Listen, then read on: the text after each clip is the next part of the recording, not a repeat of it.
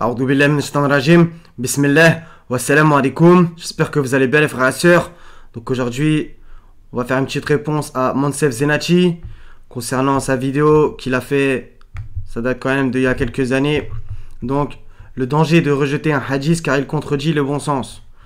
Donc déjà, hadith et bon sens en général, ça fait pas bon ménage. Donc on va vérifier dans les sources sunnites. On commence. Parce que le danger aussi, parce que c'est quoi, qu'est-ce que tu appelles le bon sens? Peut-être que toi, ce que tu appelles le bon sens, moi, je suis pas d'accord avec toi. Bah ouais, mais en fait, tu vas pas être d'accord avec moi ou les autres, par exemple, parce que justement, on t'a formaté, lobotomisé et contrôle MK ultraisé avec Bukhari, Muslim, etc. Ce qui fait que tu vas être même des fois dans l'acceptation de qu'on dise que Mohammed ne faisait pas pipi debout, qu'il faisait pipi assis, qu'il faisait caca de telle manière, que il s'est marié avec une fille de 6, il a couché avec elle à 9, etc. Donc, tu es totalement formaté et c'est pour ça que, du coup, tu vas accepter l'inacceptable. Et au passage, justement, toi, je sais pas, mais en tout cas, beaucoup de vos savants légitimisent l'inacceptable. Donc toi, pour toi, il contredit ton bon sens, et moi, je dis non.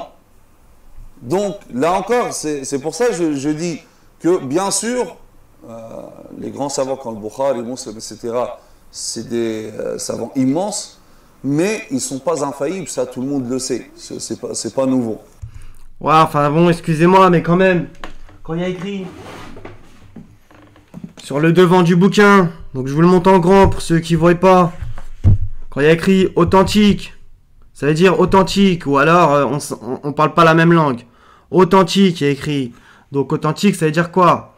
Donc si vous voulez, je vous trouve la première page, voir comment il a fait lui-même le tri, soi-disant, hein. Donc voilà, toujours le délire de, ouais, les immenses savants, ils ont donné leur vie pour l'islam, etc. Sous tout le temps l'émotion, comme ça, tu te tais, et voilà. Donc, regardez, si vous voulez, la première page.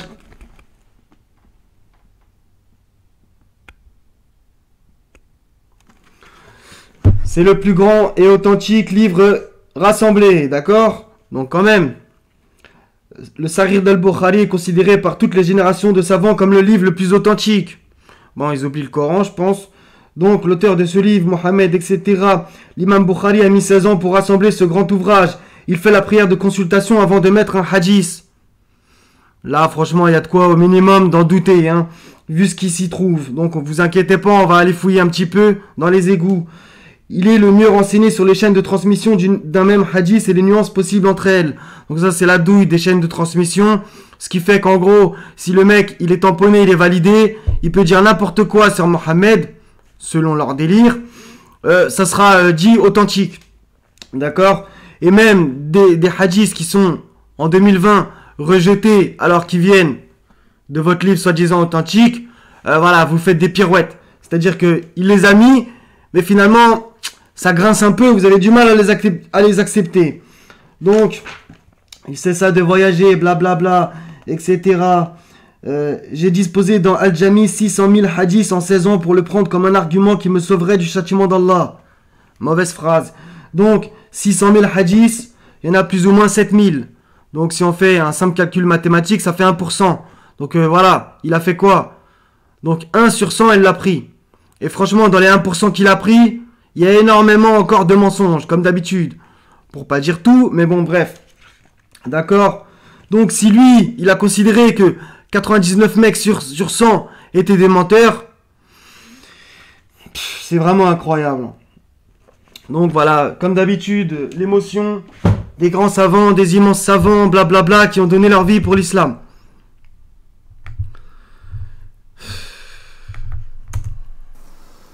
Mais de là à dire que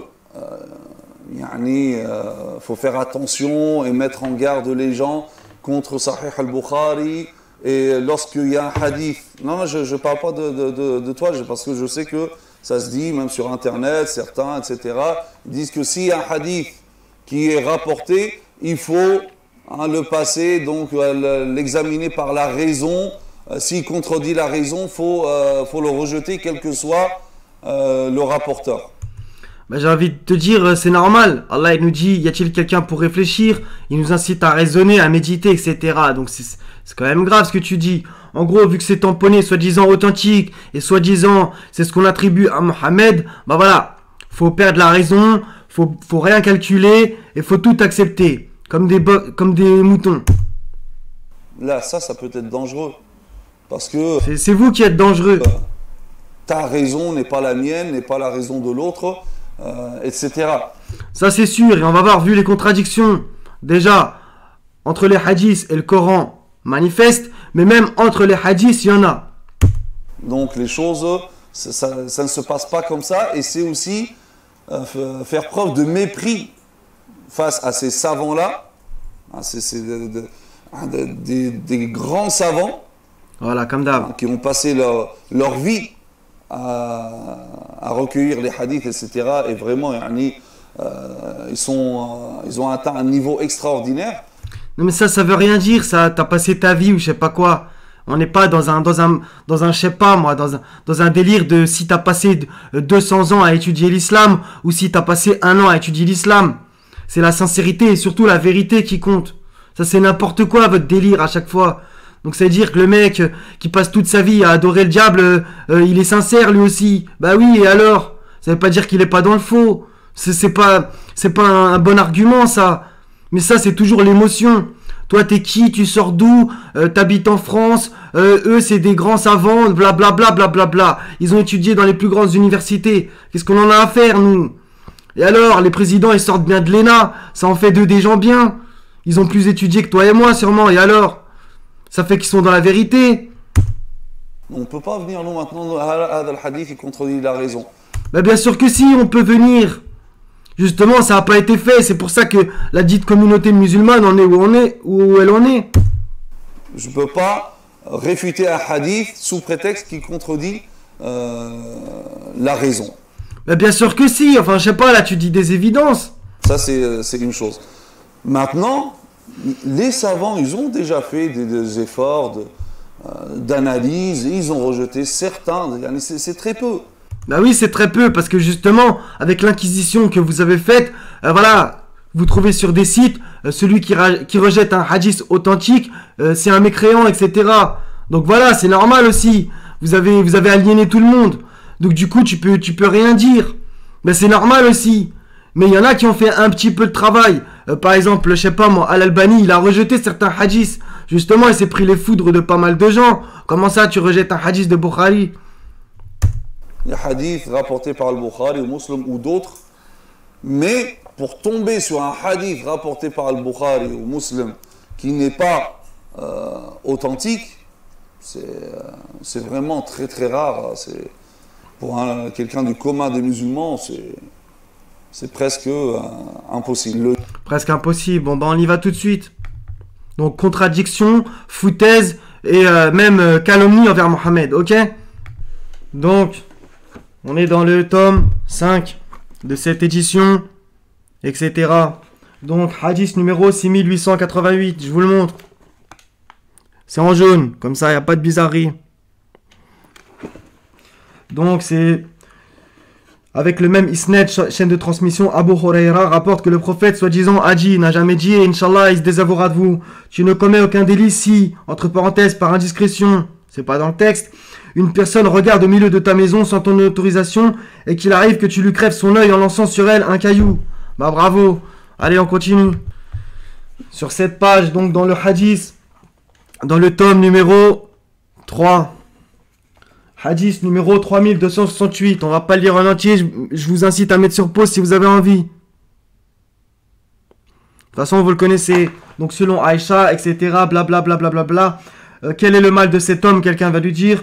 Il dit, il est ensorcelé. Il dit qu'il a ensorcelé. Donc ça parle du prophète, que soi-disant il était ensorcelé. Bah, on va vérifier dans le Coran. Donc, surat 17, verset 47, Bismillah. Nous savons très bien ce qu'ils écoutent. Quand ils t'écoutent et qu'ils chuchotent entre eux, les injustes disent, vous ne suivez qu'un homme ensorcelé. Voilà, les injustes. Donc ça, c'est pas de l'injustice, ça, de dire qu'il était ensorcelé. Sans compter toutes les autres foutaises. Hein. Allez, on continue. Encore une autre histoire à dormir debout, 3270, donc c'est sur la même page. Hein. Et là, dans ces pages-là, c'est un best-of. Hein.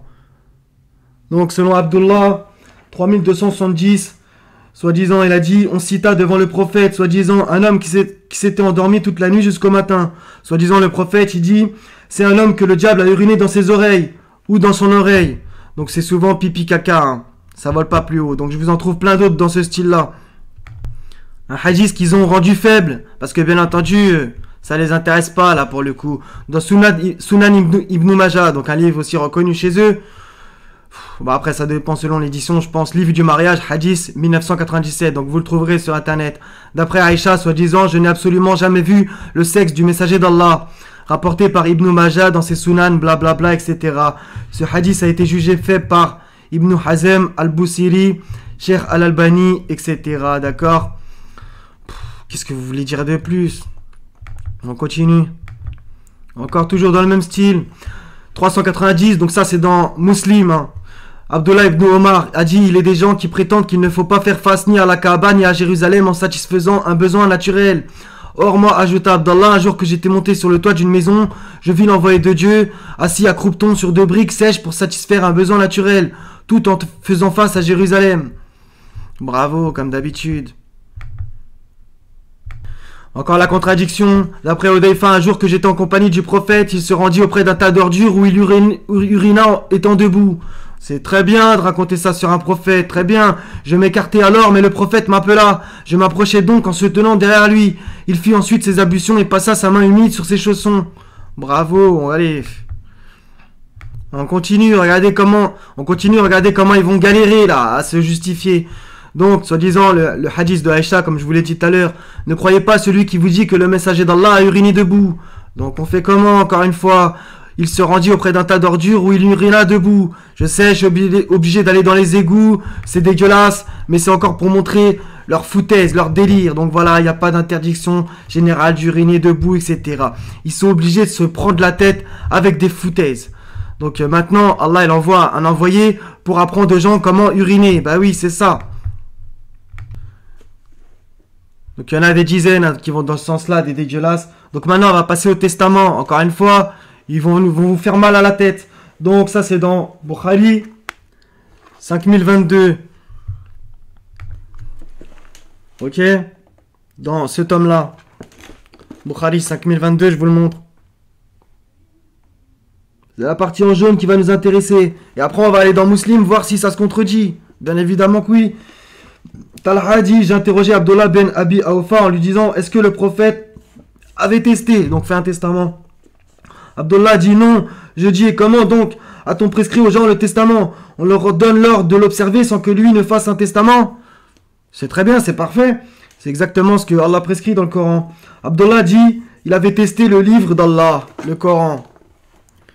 Mais ça leur plaît pas. Eux, ils rajoutent toujours Sunna derrière. Puisque justement, ils vont vous trouver d'autres hadiths. Il y a toujours à boire et à manger. Hein. 2 secondes. Donc encore la contradiction manifeste. 3086, 3087. Donc juste en dessous, hein, dans Muslim. D'après Abdullah ibn Abi Awfa. Donc c'est le même hadith. Sauf que vous allez voir, il y a une petite chose qui change. C'est pas étonnant. Je demandais à Abdullah ibn Abi Awfa si l'envoyé de Dieu avait fait un testament, il me répondit que non. Mais alors, repris-je, pourquoi a-t-on prescrit aux musulmans de faire un testament? Et selon une variante, leur a-t-on ordonné de faire un testament? Le prophète a fait son testament, répliqua-t-il, conformément au livre de Dieu, qu'il soit loué et exalté. Donc là, vous voyez, la chose qui a changé. Là, il y a écrit conformément au livre de Dieu, sous-entendu, il a appliqué le Coran, alors que là, il y a écrit, il a testé, donc il a fait le testament de suivre le Coran. Vous voyez la différence, hein. 3087, contradiction, on sait plus où donner de la tête. D'après Aïcha, l'envoyé de Dieu, soi-disant, n'a légué ni un dinar, ni un dirham, ni une brebis, ni un chameau, et donc il n'a pas fait de testament. Bah merci, on sait plus qu'est-ce qu'on doit penser. On passe maintenant au jeûne. Donc, dans Muslim, au moment de la rupture du jeûne et le coucher du soleil. Déjà, ça c'est une hérésie, aussi qui a écrit coucher du soleil dans le Coran. 1841, d'après Omar ibn al-Khattab, l'envoyé de Dieu, soi-disant, a dit à la tombée de la nuit, quand le jour commence à s'éteindre et que le soleil se couche, il est temps fidèle de rompre son jeûne. Donc ça peut pas être Mohammed qui a dit ça. Comment ça, quand le soleil se couche?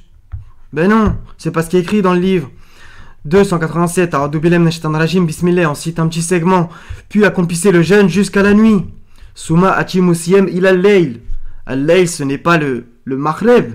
Ça n'a rien à voir. Surtout que vous le retrouvez, le mot maghreb, par exemple, dans le 177. La bonté pieuse ne consiste pas à tourner vos visages vers le levant ou le couchant. Le maghreb. Bref, des contradictions comme ça, il y en a des... Il y en a un tas, hein. C'est là juste en 10 minutes. Hein. Le danger, c'est de se dire après que parce qu'il y a ça, donc je dis, moi, je me base sur mon bon sens. Ça, c'est un danger. Y a-t-il quelqu'un pour réfléchir? C'est un danger. Parce qu'il se peut des fois, je crois que le hadith contredit le bon sens, mais en réalité, parce que je l'ai mal compris. Je parle pas de ce hadith. Bon, vas-y, on va voir si on l'a mal compris, celui-là aussi. Donc, on va voir si on l'a mal compris. On va voir qui c'est qui a du bon sens. Aïcha, soi-disant, a dit, donc dans Muslim 2547, en PDF, qu'on se comprenne. J'avais 6 ans lorsque le prophète m'épousa et 9 ans lorsqu'il eut effectivement des relations conjugales avec moi. Donc là, on va me dire, oui, mais finalement, c'était 19 ans, etc. Bah alors, pourquoi vous dites que c'est authentique, alors? Pourquoi vous dites que c'est authentique, alors, si vous le laissez dans votre bouquin pourri, là? Rien que ça, c'est encore une contradiction. Donc, soyez au moins francs. Il y en a des imams sur le net qui vont vous dire non, 6 ans c'est 6 ans, 9 ans c'est 9 ans. C'est ce qui est écrit dans le texte. C'est pas de oui, mais finalement c'était 10 de plus. Non, il y a écrit 6 et 9 dans le texte. Il faut être littéral pour le coup. Donc ça, c'est qui a du bon sens? Qu'un prophète qui couche avec une enfant de 9 ans. Là, c'est nous qui avons mal compris. Là, ce hadith-là, Aïcha l'a rejeté, on est d'accord avec Aïcha, ça pose pas de problème. Mais généraliser ça après, avec tous les hadiths, chaque hadith qui contredit Bah, c'est marrant, t'en as parlé à un moment. Bah ouais, tu sais très bien que cette patate chaude, tu la prends à chaque fois et t'as du mal, tu galères avec. Le bon sens, que je crois être le bon sens. Non, c'est pas je crois être le bon sens, c'est le bon sens tout court. Est-ce que toi on raconte comment tu fais tes besoins? Sauf que si j'ai vraiment ici l'arrogance de croire que ce que moi je pense, c'est le bon sens. C'est pas l'arrogance là, on parle de pipi caca. Là, ça devient très dangereux. C'est vous qui êtes dangereux. Vous avez dit que Mohamed il faisait des dingueries. Et du coup maintenant les non-musulmans, ils croient que le prophète c'est un guerrier, un sanguinaire, il pensait qu'à faire l'amour. Pour être là, cool. il faut avant de juger un hadith, Oui, avant de juger un hadith, il faut faire 20 ans d'études. Bon bref, ça m'a gavé. Bon les frères et sœurs, désolé un petit peu pour l'énervement. Voilà, on va pas prolonger, c'est gonflant. Donc soyez bénis les frères et sœurs. Je vous aime tous pour la face du Seigneur. Wa salamun ala al-mursalin. Walhamdulillahi rabbil alamin. La ilaha illa huwa al-aziz al-hakim. Wa salamu alaikum wa rahmatullahi wa barakatuh les frères et sœurs. À la prochaine, Inch'Allah ta'ala.